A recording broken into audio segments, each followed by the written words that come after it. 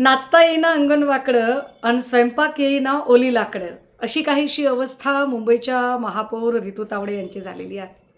खरं तर मान्सूनपूर्व असणारी महापालिकेची कामं वेळेत पूर्ण झाली असती. विशेषतः मे महिन्यातच सगळ्या कामांची पाहणी पूर्ण झाली असती.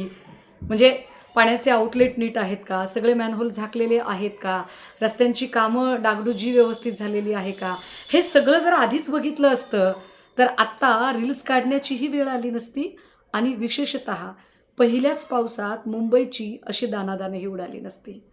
मात्र आपण गृहमंत्री असल्याच्या थाटात कुठे बांगलादेशी आहे, कुठे अजून कोणी आहे, हे सगळं गृह खात्याच्या कामात लुडबुड करण्यात व्यस्त असणाऱ्या रितू तावडे आता मात्र वेगळ्याच कारणासाठी आकांड तांडव आणि आक्रस्ताळेपणा करतायत.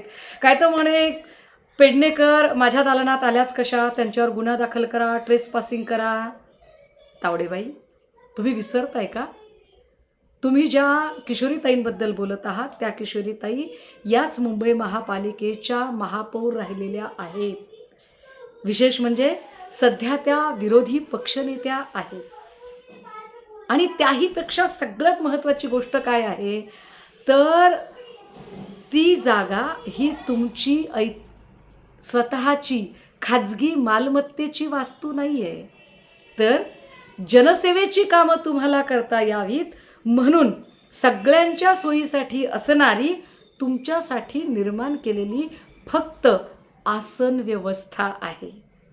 तेव्हा हे आकांड तांडव, हा कांगावा बंद करा आणि मुंबईतली विशेषतः मुंबईकर ज्या पावसामुळे हैराण झाले, जी मुंबईची तुंबई झालेली आहे आणि आपल्याला मुंबई सांभाळता येत नाही आहे, आपल्याला त्याचा अनुभव नाही आहे, याचं काही प्रशिक्षण घेता येतं का? ते किशोरीताईंकडनं एकदा प्रशिक्षण घ्या, तुम्हाला त्यांच्या अनुभवाचा फायदा होईल.